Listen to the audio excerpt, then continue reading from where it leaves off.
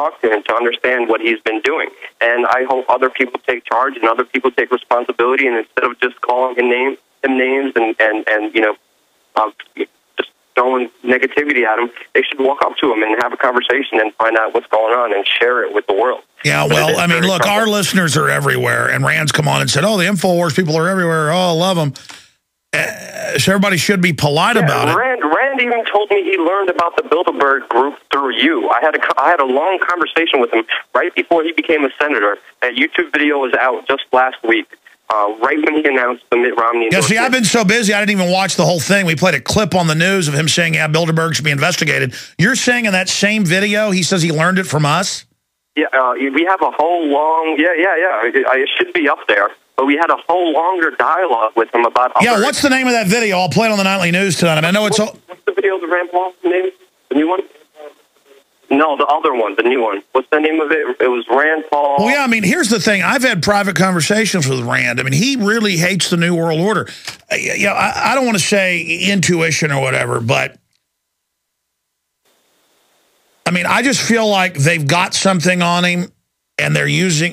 whether it's threats or...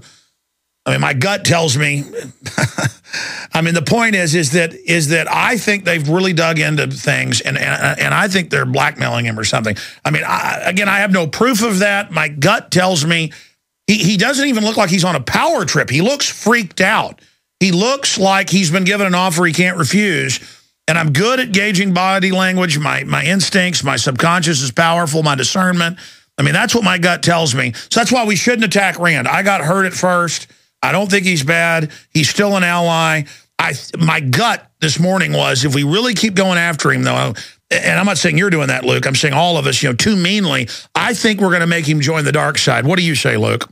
I don't agree with just attacking anybody negatively. There's always a good way to find out exactly what's happening, and that's to try to be, to try to open that dialogue. That last video that you told me about, it's called Rand Paul before endorsing Romney on Bilderberg and Goldman Sachs. That's the video. That's the YouTube. Okay, Rand Paul before endorsing Romney. Yeah, we linked to it on the site, but I only had time to watch the excerpt of it. I wish I could watch all this stuff. I'm so busy, but we'll play that tonight. So he said, I woke him up to Bilderberg, and so he knows who you are. You've interviewed him and now he runs from you. Exactly. It's pretty sad, because he could have just opened up and explained himself and had a rational conversation with me. You know, even if we disagreed. I mean, even Dan Jones. Or he could say, hey, come back tomorrow at this time. Or, hey, you know, look, he has that classic politician running from somebody. Yeah. His secretary said, let's set up an appointment, but they never do. I've been working, the Senate beat here for a while, and I tried to make appointments with senators. They never, ever will get back to you. They never, ever will request an interview, especially when they know exactly when you're talking about real important issues like the Bilderberg Group. So that was... Well, yeah, now you talked to him the other day, or We Are Change did up in Illinois, and he said no comment. At first, he's talking to him, and they go, Bilderberg, Romney. He's like, no comment, bam, starts walking fast. Yeah, I mean, that's just pretty sad, and that leaves a lot more questions than answers. But, we should just concentrate on the truth. Don't worry about individuals or campaigns or different people. What matters is you. The only change that will really happen comes from the bottom, comes from the grassroots. That's you listening right now, and we can't be discouraged. We have to be encouraged to step up. I heartily agree. Luke, tell me about what happened with Glenn Beck. I got to hear this. Yeah, Glenn Beck, he has so much security around him. He has more security than Secret Service around him. They're sneaking him around the back area so nobody... No, I've seen this guy with like 20 security before, just going to literally talk to 300 people because he couldn't fill the Six Flags. I saw long footage. I think you shot it. And he had like 20 security with him to go speak to a couple hundred people at Six Flags in a multi-thousand arena. It was like 300 showed up because they can't pay for the $200 tickets. And, I mean, I can go have thousands show up at my events. I can go stand in the middle of thousands of people, no bodyguards, no nothing. I mean, what is this living in total fear? Or is having all the security like your entourage, like your pimp game? Yeah, I have no idea, but when he came around the secret area that had everything fenced off, and when they had everything fenced off, I was able to get a question as he was walking. I was like, hey, you used my Cass Sunstein video in your TV report.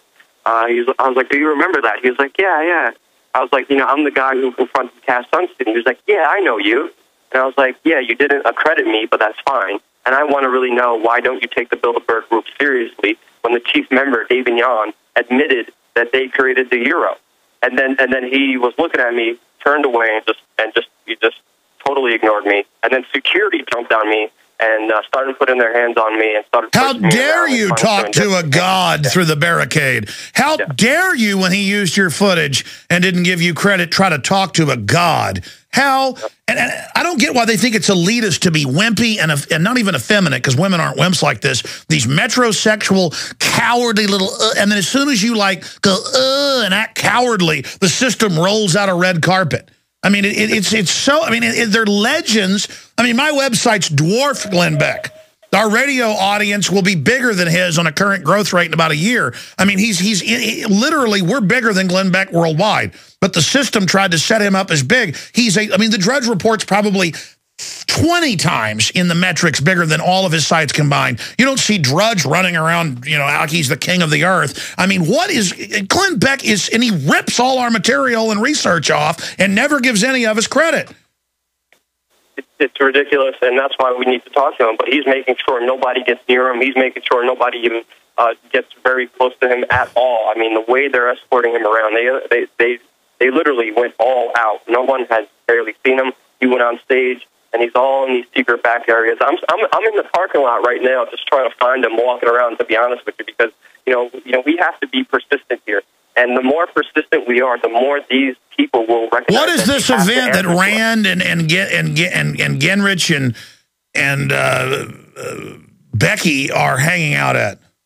This is the Faith and Freedom Summit here in Washington, D.C., and they're pretty much talking about Bush tax cuts and Christianity on the most part here. And that's where all these wiggers are coming in. You know, RSVP'd. I'm here as official press. I'm here covering the event. I'm here trying to talk to them. And I'm just trying to be as persistent as I could be, because you have to be. I mean, even Van Jones, the first time I talked to him, he called security and the cops on me for asking him a question. The second time, he pushed me and started running away, even though we chased him down. The wicked flee when none pursue. Yeah, you're like, hi, I have questions. I got one that can see. I got one that can see. But what happened a couple of days ago that was amazing is I walked into a conference where Van Jones was speaking. He started sweating. He started getting nervous. I, again, asked him a question during the Q&A. I, again, walked up to him, and he, you know, manned up, and he actually had a conversation with me, which was pretty amazing, because he realized, you know, I'm not going to stop asking these questions. We can't. We all have to do this. We all have to be a part of this. And it's just an amazing feeling being able to speak truth to power. It's one of the most incredible rushes you will ever get in your life, and I highly recommend everybody take part, be the change you want. Absolutely, and find out how afraid they are when they're doing wrong, how they absolutely just run from the camera like it's the end of the world. Luke Radowski, great job, and we'll definitely get that clip of Rand. I saw the part where he said investigate Bilderberg, but I hadn't seen the full clip where Alex woke me up to Bilderberg, and now... I mean, I know his staffers and everybody tell him don't come on the show. I know they tell Ron Paul that. I don't even care if you guys come on the show. That's fine with me. I think we might try to get them on just to see what they do.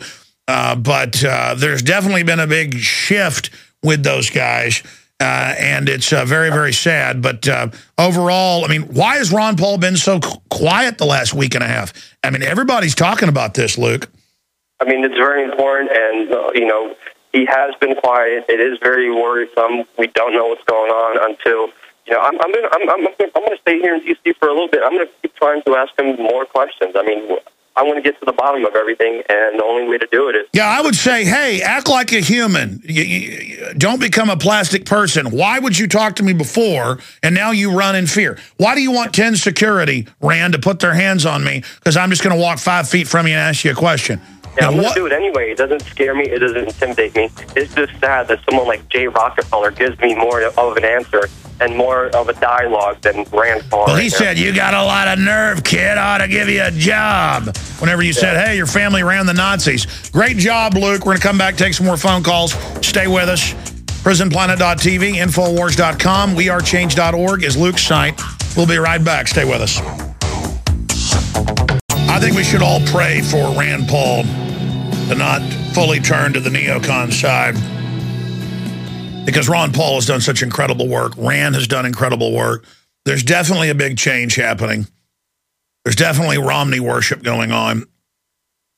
And I guess people get blinded by their hate of Obama. Then, I mean, Mitt Romney is basically Obama. He's not even Obama light. But in the final equation, this doesn't even really matter. We spent a lot of time on Rand Paul, and I'm kind of getting it out of my system. Let's go to a phone call here. Let's talk to Barron in Alabama. You're on the air. Go ahead. Thanks, Alex. Before I get to the question I had for Lord Monckton, I just wanted to respond to something you said earlier about not knowing what to call this new form of global government. Because it's really unlike anything we've ever seen in history. I think it's a WTF-ocracy in the spirit of my website, WTFROY.com. Because that once you put all this stuff together, that's really the only logical reaction that a thinking person can have.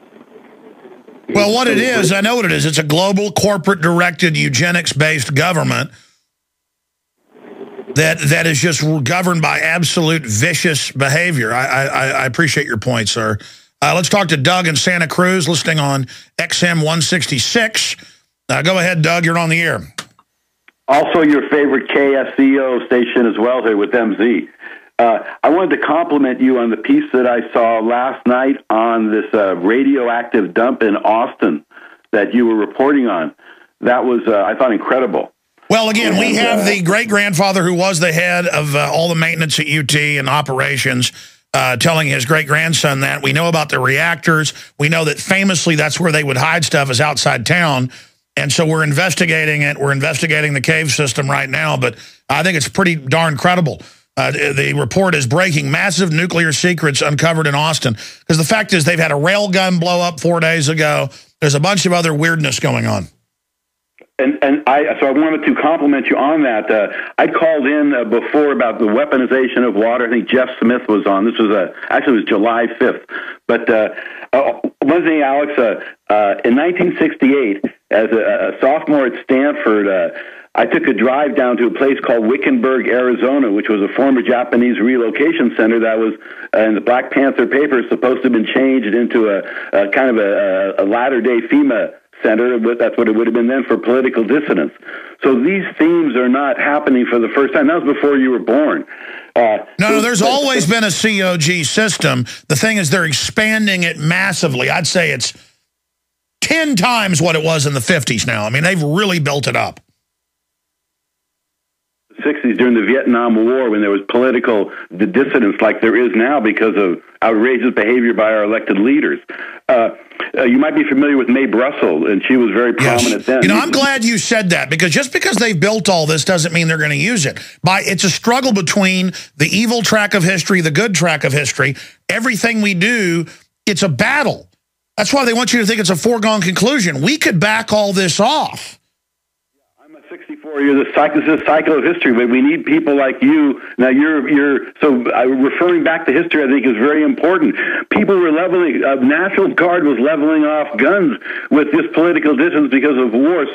But it's in 1981, Bank of America was paying me 23% on jumbo CDs because, and that was with no national debt. But what I'm going to end with, Alex, and compliment you, is don't lose humor. Humor and tragedy are so closely entwined. I have not heard hands down the pants, pointy toes, naked chimpanzee, man pate. Sir, you still there? I didn't cut you off. I thought you cut me off. Yes, that's important. Don't lose your humor. You're a comedic genius. In addition to being very insightful and I don't know about being a comedic genius, but I guess a blind hog does find acorns occasionally. Thanks a lot, brother. Out of time. Sorry to other folks. More coming up in the retransmission and on the streams at Infowars.com, and big nightly news tonight, 7 o'clock, Prisonplanet.tv, and back Sunday, 4 to 6. Thank you for 4 to 6 Central. 4 to 6 Central this Sunday.